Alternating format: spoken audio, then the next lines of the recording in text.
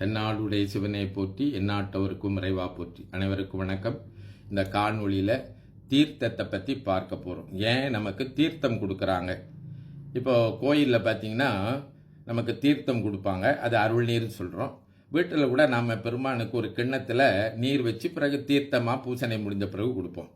சரி, இந்த தீர்த்தத்தை அருள் நீர் என்று சொல்கின்றார்கள். அதாவது இறைவனுடைய திருவருளை நாம் நீராக பெறுகிறோம் அப்படிங்கிறது கருத்து.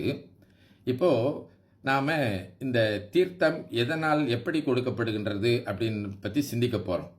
இந்த தீர்த்தமாகப்பட்டது பெருமானுடைய திருமேனி மேலே திருமஞ்சன பொருட்கள் என்று சொல்லக்கூடிய அபிஷேக பொருட்கள்ன்றாங்க பார்த்தீங்களா. நீர், பால், மூலிகை நீர், அப்புறம் கந்தக நீர், இது போன்றவெல்லாம் பெருமானுடைய திருமேனி மேலே விட்டு அந்த நீரை பிறகு நமக்கு என்ன செய்வாங்க, அருள் நீராக தீர்த்தமாக கொடுப்பார்கள்.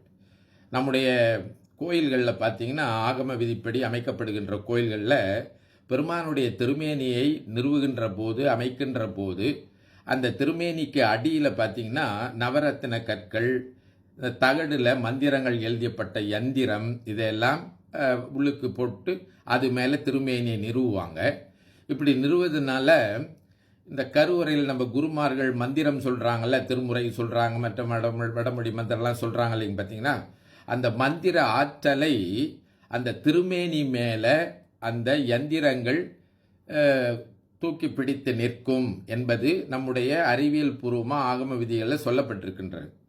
இப்போ இந்த திருமஞ்சன நீரை அந்த திருமேனி மேலே விடுகின்ற போது அந்த நீராகப்பட்டது அந்த திருமேனி மேலே இருக்கின்ற மந்திர ஆற்றலை உள்வாங்கி கொண்டு பிறகு நம்மிடத்திலே அதை கொடுக்கின்ற போது அது அருள் நீராக, மந்திர நீராக நம்மை அடைகின்றது அப்படின்னு சொல்கிறாங்க. அதனால தான் நாம் இந்த தீர்த்தம் கொடுக்கும்பொழுது, அருள் நீர் கொடுக்கின்ற போது அதை ரொம்ப பணிவோடு கையில் வாங்கி 2 கண்களையும் ஒட்டி கொண்டு பருகுவோம். மிச்சத்தை என்ன செய்வோம், தலையில் தடவி கொள்வாங்க. இப்போது துளசி நீர், கந்தக நீர், மற்ற நீரெல்லாம் நம்ம தலையில் தடவி கொள்ளலாம். பால்னா தலையில் தடவி கொள்ள முடியாது. ஏன்னா அது பால் பிசுக்கும், இனிப்பு, எறும்பு போல் மற்ற பூச்சி வகைகள் ஏதாவது நமக்கு தொல்லை கொடுக்குன்னு சொல்லி அதை தலையில் தடவுறதில்லை. அப்போது இந்த மந்திர ஆற்றலை நம்மிடத்தில் எப்படி நாம் இந்த கற்பூரத்தை பார்க்கின்ற போது ஒளி மூலமாக மந்திர ஆற்றல் நம்மிடம் சேர்ந்ததோ அதுபோல நீர் மூலமாக நம்மிடத்திலே மந்திர ஆற்றல் சேருகின்றது என்பதற்காகத்தான் நாம் கண்ணில் ஒத்தி கொண்டு கண் துளை வழியாக உள்ளே போக வேண்டும் என்று கண்ணிலே ஒத்தி கொண்டு பிறகு வாய்க்குள்ளே கொட்டி கொள்கிறோம். இந்த தீர்த்தத்தை அல்லது அருள் நீரை சுருன்னு உறிஞ்சி கொடுக்கக்கூடாதுன்னு சொல்லுவாங்க. அதை அப்படி கொட்டிக்கணும் அப்படின்வாங்க. அப்படி கொட்டிக்கொள்வது தான் முறை என்று சொல்லுவார்கள். சரி, ஏன் இந்த தீர்த்தத்தை நம்ம குடிக்கிறோம் அப்படின்னு பார்த்தீங்கன்னா, நமக்கு வழிபாட்டில் மனவாக்கு காயம் தூய்மை பெற வேண்டும் என்று சொல்லி வைத்திருக்கின்றார்கள். மனவாக்கு காயம்னா என்னன்னா, மனம்னா நம்முடைய எண்ணங்கள் தூய்மை பெற வேண்டும், வாக்குனா நம்முடைய சொல் தூய்மை பெற வேண்டும், அடுத்து காயம்னா நம்ம உடம்பு, இதை தான் மனமொழிமை அப்படின்னு சொல்லுவாங்க. இப்போ உடம்பு தூய்மை பெறுவதற்கு நம்ம என்ன பண்ணிட்டோம், கோயிலுக்கு வர்றதுக்கு முன்னாடி கோயிலுக்கு வெளியே பார்த்தீங்கன்னா நீர்நிலைகள் இருக்கும், ஆறோ குளமோ. இப்போ மலேசியா போன்ற இடங்களில் குழாய் இருக்கும். அப்போ நாம் என்ன பண்ணுவோம், உடல் தூய்மைக்கு புற தூய்மைக்கு அந்த இடத்துல நம்முடைய கால் கைகள் இதெல்லாம் கழுவிட்டு வாயில் கொஞ்சம் நீர் விட்டு துப்பிட்டு தலையில் கொஞ்சம் தண்ணி தெளிச்சுட்டு இப்படி வருவோம் இல்லைங்களா. இது புற தூய்மை. இது என்ன, காயத்தை சுத்தப்படுத்திட்டோம். அடுத்து நம்முடைய மனத்தை தூய்மைப்படுத்துறதுக்கு வழிபாட்டில் நம்முடைய மனத்தை செலுத்திட்டோம். அடுத்து நம்முடைய சொல்லை தூய்மைப்படுத்துவதற்கு, மனமொழிமைன்னு சொன்னோம் இல்லைங்களா, நம் சொல்லை தூய்மைப்படுத்துவதற்கு தான் நாம் என்ன செய்கின்றோம், அந்த நீரை பருகுகிறோம். அதான் திருவள்ளுவர் திருக்குறளில் ரொம்ப அருமையாக சொல்லுவார், புற தூய்மை நீர்மையான் அமையும், அகத்தூய்மை வாய்மையான் அமையும்னுவார். வாய்மைனா என்னன்னா உண்மையான சொற்களை பேசுவது வாய்மை அப்படின்னு. அப்போது நம்முடைய சமயம் என்ன சொல்லுதுன்னா, நல்ல சொற்களை பேசுதல், தூய்மையான சொற்களை பேசுதல், பிறரை துன்படுத்தாத சொற்களை பேசுதல், கனிவான சொற்களை பேசுதல், இதெல்லாம் நல்ல அடியாருக்கு இலக்கணம் அப்படின்னு சொல்கிறாங்க. அப்போது இந்த நீரை பருகின்ற போது, மந்திர ஆற்றல் உடைய நீரை பருகின்ற போது, நாம் பருகும்போது சும்மா பேசிக்கொண்டோ அதை கொண்டு இப்படியோ பருகக்கூடாது. சிவ சிவ என்று சொல்லி பருக வேண்டும். அப்படின்னா பெருமானே உன் திருவருளால் இந்த அருள் நீர் உள்ளே போய் நான் பேசுகின்ற சொற்கள் எல்லாம் நல்ல சொற்களாக, பண்புடைய சொற்களாக, பிறருக்கு துன்பம் செய்யாத சொற்களாக மாறி அமைய வேண்டும். ஏன்னா இந்த பேசுறது நம்முடைய வினையில் ஒன்றுங்க. இப்போ நம்ம வினைன்னு சொல்கிறாங்க இல்லைங்களா, செயல். செயலில் 3 இருக்கின்றது. எது இருக்கின்றது? நம்ம உடம்பால் செய்யக்கூடியது செயல், அடுத்து நம்முடைய கருத்தால் எண்ணக்கூடியதும் செயல், அடுத்து நம்ம சொல்லால் செய்யக்கூடியதும் செயல். அதனால தான் திருவள்ளுவர் ஒரு இடத்துல சொல்லுவார், தீயினார் சுட்ட புண் உள்ளாரும் ஆறாதே நாவினால் சுட்ட வடு அப்படின்னு சொல்லுவார். அப்போது இந்த நாவினால் நாம் பிறரை காயப்படுத்துவது, சுடுவது, துன்பப்படுத்துவது அதுவும் வினைதான். அப்போது இந்த அருள் நீரை நாம் பருகுகின்ற போது, பெருமானே என்னுடைய சொல்லாக வினையாக இருக்கின்றதே அதை நல்வினையாக, பயனுள்ள வினையாக, சிவவினையாக மாற்றிக்கொடு அப்படின்னு சொல்லி பெரிய சிந்தனையோடு நாம் என்ன செய்கிறோம், இந்த தீர்த்தத்தை குடிக்கிறோம். ரொம்ப பேர் அதை சிந்திக்கிறதில்ல. அப்போ தீர்த்தத்தை நாம் அருள் நீரை குடிக்கின்ற போது நம் சொல் தூய்மை பெற வேண்டும் அப்படின்னு நம்ம பெருமானை வேண்டிக் கொண்டு அதை பருக வேண்டும். இது சமய அடிப்படையில் சொல்கிறாங்க. அடுத்து உடல்நலக்கூறு அடிப்படையில் பார்த்தீங்கன்னா, இந்த அருள் நீர் என்று சொல்லப்படுகின்ற அது செய்யக்கூடிய பொருட்களே நமக்கு உடல் நலத்திற்கு ரொம்ப பயன் தரக்கூடியதாக நம்முடைய முன்னோர்கள் சொல்லி இருக்கின்றார்கள். இந்த தீர்த்தத்தில் பார்த்தீங்கன்னா துளசி போடுவாங்க.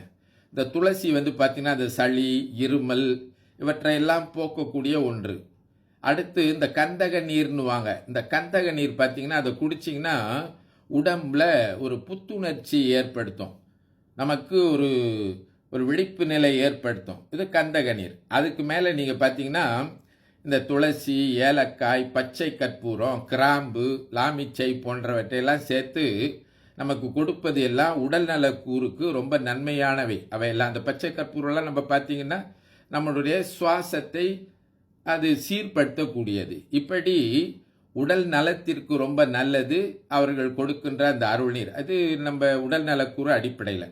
அதுக்கு மேலே பார்த்தீங்கன்னா இந்த பச்சை கற்பூரம், கிராம்பு போன்றவெல்லாம் இப்போ சாதாரணமாகவே எல்லாரும் சொல்லுவாங்க, பல்வலி வந்தால் உள்ளுக்கு 2 கிராம்பை வைங்க, பச்சை கற்பூரம் வைங்க அப்படின்னா நம்முடைய வாயை தூய்மைப்படுத்திடும். வாய் துர்நாற்றம் அடிப்பது, அடுத்து பார்த்திங்கன்னா வாயில் இருக்கின்ற கிருமிகளை கொல்வது, இப்படியெல்லாம் இந்த மூலிகையில் மருத்துவத்தன்மையும் அவர்கள் இந்த தீர்த்தத்தில் மருத்துவத்தன்மையும் நமக்கு சேர்த்து கொடுத்துருக்கின்றார்கள். அதுக்கு மேலே இந்த தீர்த்தத்தை கொண்டு வராங்க பார்த்தீங்களா, வழக்கமாக இதில் கொண்டு வருவாங்கன்னா இந்த வெண்கல பாத்திரத்தில் கொண்டு வருவாங்க. அந்த வெண்கலத்தில் தான் அந்த கரண்டி, தீர்த்த கரண்டி இருக்கும். இது இயல்பாகவே என்ன அப்படின்னு பார்த்தீங்கன்னா, இந்த வெண்கலத்துக்கு கிருமியை கொள்ளக்கூடிய ஒரு தன்மை இருக்கின்றதான். அதனால தான் நம்முடைய சித்த மருத்துவத்தில் சொல்கிறாங்க, இந்த நீர் பருகுவது வெண்கலத்தில் பருக வேண்டும், உணவு உண்ணுகின்ற தட்டு கூட வெண்கலத்தில் இருந்தால் நல்லது. அடுத்து நம்முடைய இந்த திருநீர் வைக்கிற கிண்ணம் கூடலாம் பார்த்தீங்கன்னா வெண்கலத்தில் இருந்தால் நல்லதுன்றாங்க. ஏன்னா அந்த செம்புக்கு கிருமியை கொல்லக்கூடிய ஒரு ஆற்றல் இருக்கின்றது, அது உடம்புக்கு நலம் பயக்கக்கூடிய ஒரு பண்பு அதற்கு இருக்கின்றது. அதனால தான் நம்ம அவர்கள் பார்த்தீங்கன்னா இந்த பூசணையில் இருக்கக்கூடிய பொருட்களை எல்லாம் நீங்கள் பார்த்தீங்கன்னா இந்த வெண்கலத்தில் அல்லது செம்பிலே செஞ்சுருப்பாங்க. அப்போது அந்த அடிப்படையிலையும் உடலை நம்ம பார்த்தோம், உடலுக்கும் நலம் பயக்கக்கூடியதாக இந்த அருள் நீர் இருக்கின்றது. அதற்கு மேலே இந்த தீர்த்தத்தை அல்லது அருள் நீரை நாம் வாங்கி பருகுகின்ற போது நமக்கு மன அமைதி ஏற்படும்.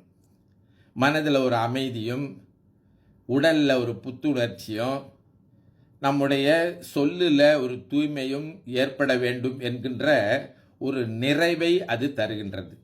நாம் பெருமான திருமேனியை தூரத்தில் தான் வச்சு பார்த்துக்கிட்டு இருக்கிறோம். அந்த அந்த அருள் நீர் நம்ம இடத்துல வருகின்ற போது பெருமானை எடுத்து நம்முடைய உள்ளுக்குள்ளே செலுத்தி கொண்டது போல ஒரு உணர்வை ஏற்படுத்துவது இந்த தீர்த்தம் அல்லது அருள் நீராக இருக்கின்றது. எனவே இந்த தீர்த்தம்ங்கிறது அல்லது அருள் நீருங்கிறது அது ஒரு சாதாரண நீர் இல்லை. அது இறைவனுடைய திருவருளாகவே நம்ம பார்க்குறோம். இறைவன் திருவருள் நம் உள்ளே இறங்குவதாகவே பார்க்குறோம். பாருங்கள், ஒரு சாதாரண தீர்த்தத்தில் எவ்வளோ பெரிய சமய செய்தி, உடல் நலக்கூறு செய்தி, அறிவியல் செய்தி எல்லாம் சொல்லி வைத்திருக்கின்றார்கள் இல்லையா. இதெல்லாம் நம்ம அடுத்த தலைமுறையினருக்கு எடுத்து சொல்லி நம்முடைய சமயத்தின் சிறப்பை சொல்லி சீரடைய வேண்டும்.